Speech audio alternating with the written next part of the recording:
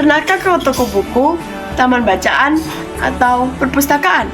Tidakkah kau merasa istimewa ketika berada di dalamnya? Di sekelilingmu ada berbagai toko dari dunia nyata dan khayal, tempat yang pernah kau kunjungi dan yang belum. Informasi dan cerita dari masa lalu, masa kini, dan masa depan. Semua berpadu, semua berada dalam genggamanmu. Saat berada di antara buku, tidakkah kau merasa menjadi raja dan ratu? Ruang dan waktu seolah menyatu tanpa batas. Kau bisa terbang melintasi sekat negara dan melewati berbagai zaman. Kau bisa menyelam ke dalam samudra, melayani angkasa, berjalan dengan aneka satwa, dan berkelana di tengah padatnya kota, juga di Himalaya. Kau tahu, buku adalah jendela dunia, kunci pengetahuan, dan pintu wawasan.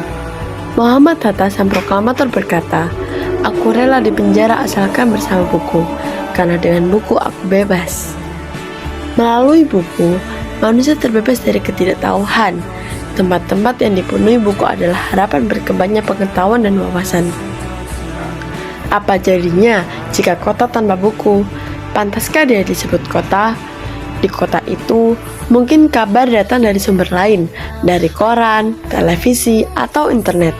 Mungkin informasi dan cerita datang dari cerita nenek moyang, bagai dongeng-dongeng sebelum tidur. Irama warganya pun tiada beda. Bangun pagi, bertebaran di muka bumi untuk berbagi keperluan, untuk kembali pulang siang atau sore harinya. Setelah itu, mereka berangkat tidur dan memulai lagi hari berikutnya. Semua serupa. Di kota itu, mungkin ada bangunan bernama perpustakaan.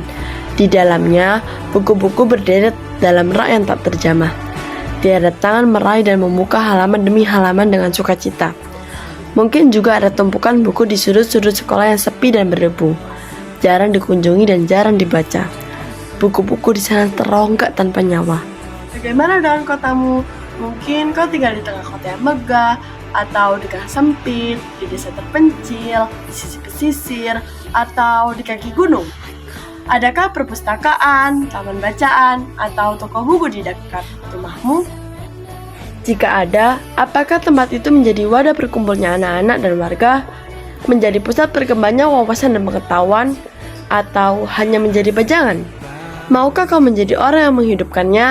Kau bisa mengunjunginya dan mengajak teman-teman membaca dan berbagai cerita di sana. Jadikan tempat itu sumber kegembiraan dan pengetahuan. Jika tempat itu belum ada, maukah kau menjadi orang yang mulai menghadirkannya?